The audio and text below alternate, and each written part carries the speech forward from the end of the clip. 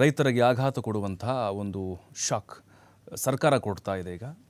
ಯಾಕಂದರೆ ನಮ್ಮ ರೈತರು ಬೋರ್ವೆಲ್ಗಳನ್ನು ಕೊರೆಸ್ತಾ ಇದ್ರು, ಮತ್ತು ಅದಕ್ಕೆ ಸರ್ಕಾರದಿಂದಲೂ ಕೂಡ ಸಹಾಯಧನ ಸಿಗ್ತಾ ಇತ್ತು, ಸಬ್ಸಿಡಿ ಕೊಡ್ತಾ ಇದ್ರು.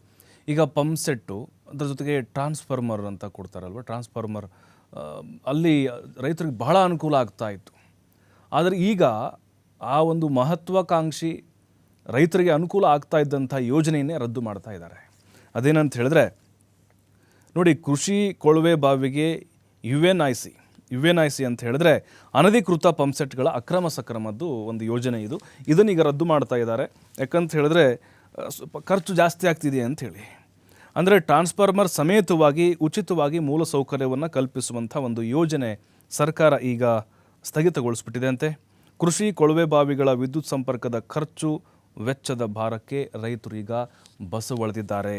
ಅಂದರೆ ಇಲ್ಲಿ ನೋಡಿ, ಇಂಧನ ಇಲಾಖೆ ಆದೇಶವನ್ನು ಕೊಟ್ಬಿಟ್ಟಿದೆ. 2023 ಸೆಪ್ಟೆಂಬರ್ 22ಕ್ಕೂ ಮುನ್ನ, ಅಂದರೆ ಈ ಡೇಟ್ ಈ ಇಸ್ವಿಗಿಂತ ಮುಂಚೆ ಕೊಳವೆ ಬಾವಿ ನೋಂದಣಿ ಏನು ಮಾಡಿಸಿರ್ತಾರೆ, ಅರ್ಜಿ ಸಲ್ಲಿಸಿರುವಂಥ ರೈತರಿಗೆ ಮಾತ್ರ ಹಂತ ಹಂತವಾಗಿ ಟ್ರಾನ್ಸ್ಫಾರ್ಮರ್ ಸೇರಿದಂತೆ UNIP ಯೋಜನೆಯ ಸವಲತ್ತು ಸಿಗುತ್ತೆ.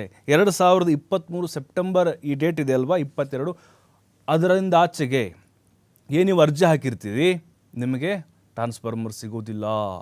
ನಿಮ್ಮ ಸ್ವಂತ ದುಡ್ಡಲ್ಲೇ ತೆಗೆದುಕೊಳ್ಬೇಕಾಗುತ್ತೆ. ಹಾಗಾಗಿ ರೈತರು ಬಹಳ ಅಸಮಾಧಾನಗೊಂಡಿದ್ದಾರೆ.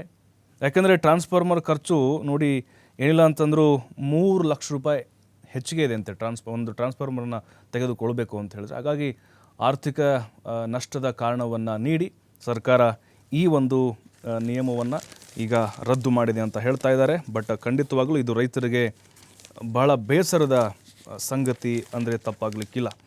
ಇನ್ನು ಸಾಕಷ್ಟು ಸುದ್ದಿಗಳಿಗೂ ಕೂಡ ವಿಜಯ ಕರ್ನಾಟಕದಲ್ಲಿ ಟಾಪಿಕ್ ತೆಗೆದುಕೊಂಡಿದ್ದಾರೆ.